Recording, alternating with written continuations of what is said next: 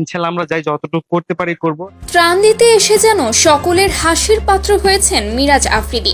বন্যার্তদের সাহায্য করতে গিয়ে নেটিজেনদের ট্রোলের বন্যায় ভাসছেন তিনি। সম্প্রতি 1000 বন্যার্তদের সাহায্য করতে বন্যা কবলিত এলাকায় যান শারীরিকভাবে অসমর্থ মিরাজ। যাওয়ার সময় এক ফেসবুক বার্তায় জানান তিনি যাচ্ছেন বন্যা কবলিত এলাকায়। কালকে ভোরবেলা রওনা দিচ্ছি নোয়াখালী আর ফেনীর উদ্দেশ্যে। এরপর থেকেই চারিদিক থেকে নেতিবাচক মন্তব্য আসতে শুরু করে।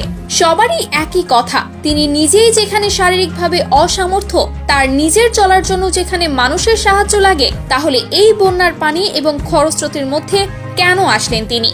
তিনি যদি অন্যকে বাঁচানোর জন্য আসেন তাহলে সেটা কতটুকুই বা যৌক্তিক। আবার অনেকেই তার এই সাহায্য করতে আসাটাকে ভিউ ব্যবসা বলতেও দ্বিধা করছেন না।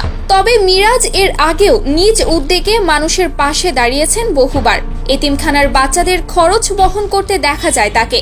এলাকার দুস্থ মানুষদের পাশেও সব সময় ছিলেন তিনি নিজে অসচ্ছল হওয়ার পরেও এই দুর্যোগের সময় সকলের পাশে এসে দাঁড়ানোর সাহস দেখিয়েছেন, এটাই বা কম কিসের? তবে আরো কিছু জেনজি কিড আছে যারা এই ত্রাণ দিতে আসাটাকে পিকনিক মনে করছেন বা বন্যা দুর্গত এলাকাটাকে পিকনিকের স্পট মনে করছেন। তারা 20 জন ধারণ ক্ষমতা সম্পন্ন বোটে 15 জন মিলে আসছেন, আবার কেউ সাঁতারও জানেন না, অথচ তারা এসেছেন রেস্কিউ করার জন্য।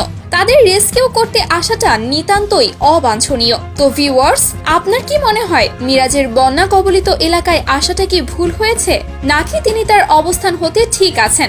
আর জেনজি কিডদের এই সাহায্যের নামে পিকনিক করতে আসাটাকেই বা কিভাবে দেখছেন আপনারা? অবশ্যই সেটা কমেন্ট করে জানাতে ভুলবেন না।